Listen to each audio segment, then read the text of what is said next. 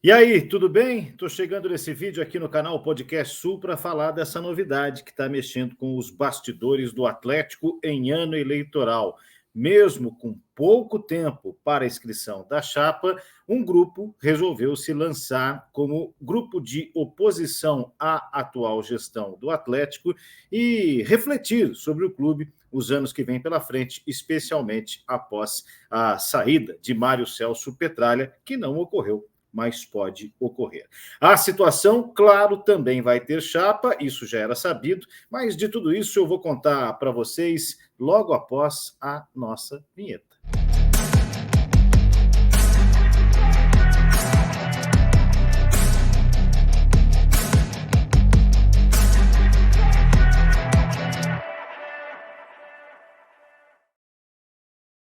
Esse é o seu Podcast Sul, é o canal que traz sempre uma reflexão, um debate sobre os temas que envolvem os times do sul do Brasil. É por isso que eu quero que você deixe aqui like no vídeo, inscrição no canal, é muito importante para nós que você fortaleça e, também que você nos ajude aqui, com o Pix. Afinal de contas, nós existimos para trazer essas reflexões, mas precisamos do seu suporte para continuar. Use o aplicativo do seu banco, escaneie aqui o QR Code, qualquer valor que você fizer vai ser muito bem-vindo. Muito bem, olha, a oposição do Atlético, por assim dizer, resolveu inscrever uma chapa. As inscrições para a eleição do Atlético serão encerradas na próxima terça-feira, dia 28 de novembro, né? A eleição deve acontecer até a segunda semana de dezembro, e mesmo com o tempo curto, mesmo com algumas dificuldades, um grupo que já tem um histórico na política do Atlético resolveu lançar uma chapa em que, no manifesto, né, se coloca não como uma oposição a tudo que existe no Furacão, mas sim como um ponto de reflexão para o futuro. Este canal já havia trazido esta possibilidade, nós trouxemos aqui há um tempo a informação de que havia uma costura, se não para uma oposição, que fosse pelo menos uma transição consentida. Afinal de contas, esse ano, em termos de gestão de futebol, para o Atlético foi um desastre, isso está sendo visto nos resultados de campo, e é um ano que tinha muito valor, afinal de contas, todo ano tem, evidente que sim, mas o ano de 2024 simbolizará o centenário, 100 anos do Clube Atlético Paranaense, de tanta gente e de tanta história, mesmo antes de 1995. É claro que Mário Celso Petralha é uma figura muito importante, talvez a mais emblemática na história desses quase 100 anos do Atlético, mas mais gente pensa o clube também. E é este grupo que, há um tempo, chegou ao embate eleitoral e por muito pouco não venceu as eleições em 2015, se eu não estou enganado, que está de volta com uma proposta de reflexão. Eles se intitulam Atlético de Novo. E esse de novo tem a ver com a velha paixão do Furacão, que por muitas vezes é um defeito da atual gestão do Atlético, é suprimida em termos de incentivo, de convívio, né, de pertencimento à comunidade. O Atlético tem muitos méritos na gestão Petralha, isso é inegável, você pode ver a olho nu, mas tem muita coisa a ser corrigida, e me parece, pelo manifesto, que é isso que esse grupo propõe.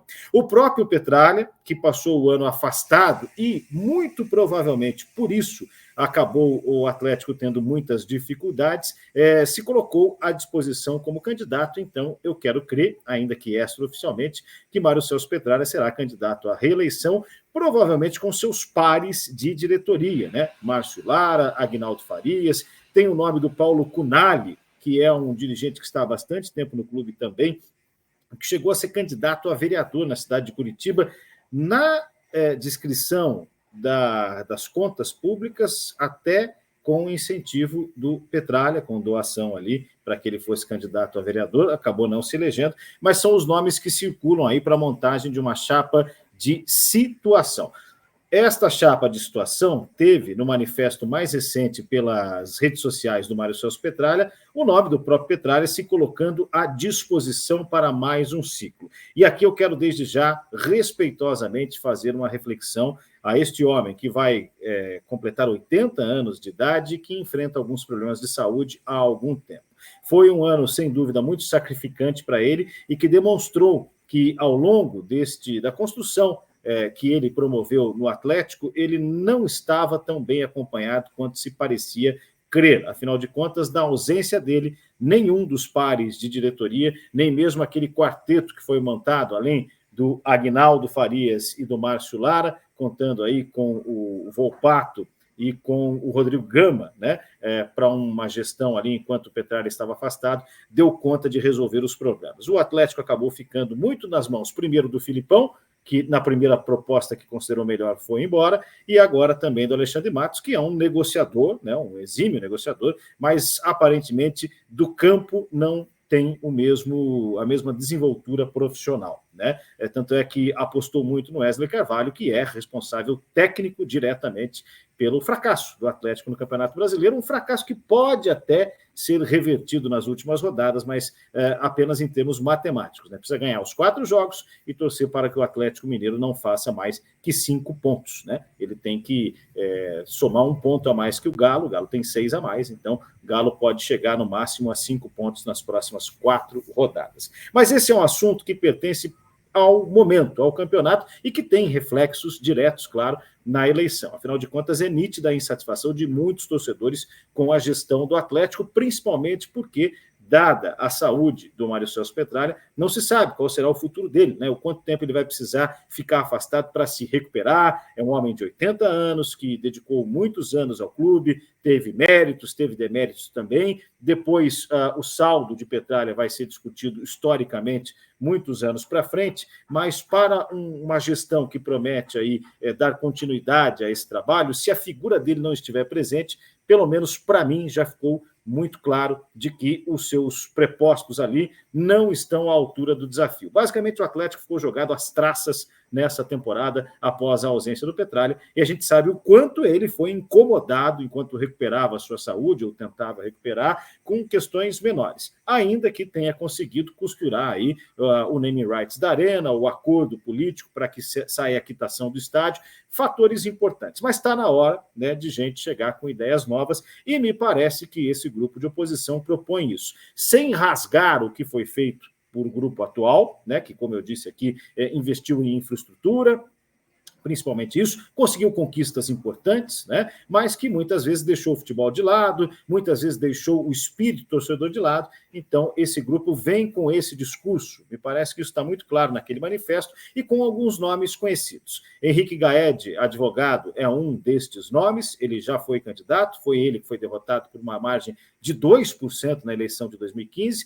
Na eleição anterior, esse grupo de oposição optou em não sair, era um momento muito vitorioso do clube. Eu mesmo questionei isso várias vezes aqui, porque eu acho que a oposição ela sempre precisa existir, nem que seja para provocar uma reflexão em quem ganhar a eleição, se for a situação, seguir no clube para fazer as melhorias que todo mundo precisa. O embate é muito saudável. Claro que, eventualmente, as pessoas podem passar do tom na agressividade de uma disputa eleitoral, mas esse embate de ideias, olha, vamos por aqui, não vamos por ali, não, por aqui é melhor, enfim, isso é necessário, e o Atlético há muito tempo tem uma cabeça única pensando o clube, por horas bem-sucedida, por horas não tão bem-sucedida, e quando ela faltou, o Atlético também faltou, e isso não pode acontecer com um clube com uma torcida tão grande e centenária, uma história centenária como essa. Então, o Henrique Gaed é um dos nomes que se propõe, ainda sem ordem na chapa, né? O Fernando Munhoz, também advogado, é outro nome. O Diogo Fadel Braz, que foi um dirigente já do Atlético no passado, esteve no grupo do Petralha, naquele grupo de ruptura, né, em que seguiu sem o Petralha nos anos de 9, 10 e 11, acabou derrotado nas eleições de 12 para a volta do Mário Celso Petralha, toda aquela discussão da Copa, o Diogo também faz parte dessa chapa, outros nomes seguramente irão surgir. Eu acho assim, salutar acima de tudo, independente de quem vier a vencer essas eleições, é discutir o clube. Porque a figura do Mário Celso Petralha, como outras figuras tantas, como a mim próprio, nenhuma dessas figuras, nem eu, nem vocês que estão assistindo, ninguém é eterno. Um dia, todos nós vamos deixar esse plano. E, a partir daí, uma instituição com mais de 100 anos, né, ela precisa ter continuidade de ideias. Existe um discurso muito fácil sobre SAF.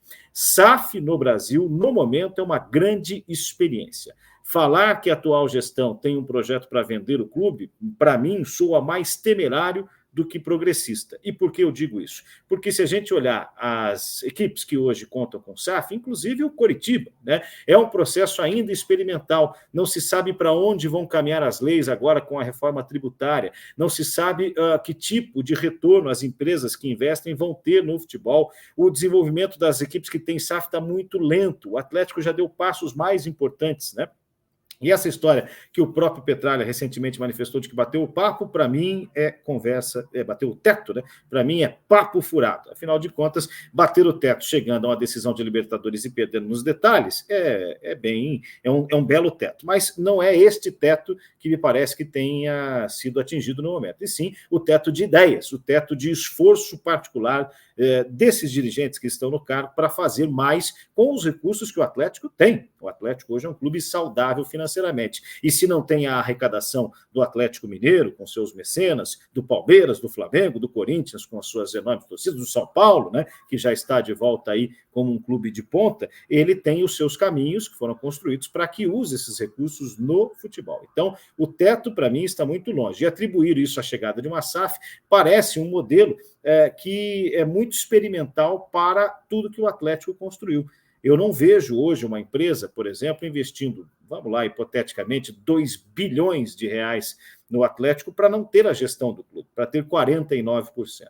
E isso o Petralha manifestou numa primeira ideia, o modelo que está aprovado no Conselho determina que não seja vendido a totalidade da gestão do clube, não seja vendida, né, que seja que no máximo 49% da SAF, mas recentemente ele voltou atrás porque não está encontrando isso no mercado. E não está encontrando porque o mercado brasileiro ainda não é confiável para este tipo de implemento. Então, falar em SAF para confiar a qualquer uma das duas próximas gestões, das duas chapas que assumirem a gestão, ainda é muito temerário. O que é preciso ser feito é repensar o clube, e me parece que essa chapa vem com essa ideia, né? Ao longo dos próximos dias, acho que a gente vai descobrir mais coisas ainda sobre esses nomes. Agora, o que importa é que, de repente, haja esse embate de ideias, que basicamente essa acomodação, este ano de 2023, em que o Atlético basicamente deixou o seu futebol jogado às traças, na mão de terceiros, sem atitude, esperando sempre uma definição daquela liderança que está aí há mais de 20 anos, quase 30 já, mas que precisava cuidar de si em primeiro plano.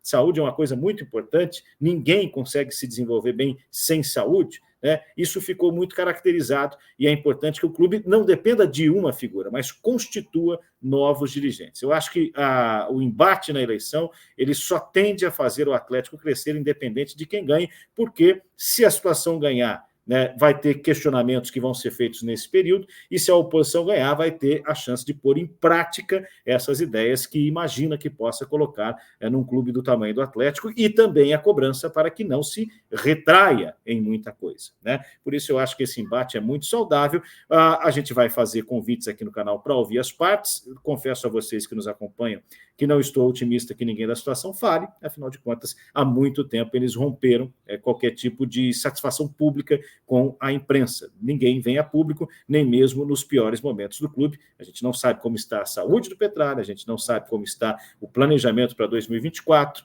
né? Nada disso em relação ao Atlético, mas os convites serão feitos da mesma maneira, ainda que o tempo seja muito curto para que tudo seja feito, né, nessa ideia. Mas as reflexões e aquilo que eu souber de bastidores, eu prometo que conto para vocês. Cartas na mesa, a gente tinha trazido aqui a possibilidade, né, de uma composição, ela não saiu, mesmo assim um grupo decidiu sair e se oferecer como alternativa, sem desconstruir tudo, à gestão do Atlético. O que é que você acha disso? Deixe seu comentário aqui embaixo, inscreva-se no canal e a gente volta a qualquer momento com mais sobre esse e outros assuntos no seu podcast Sul. Até lá.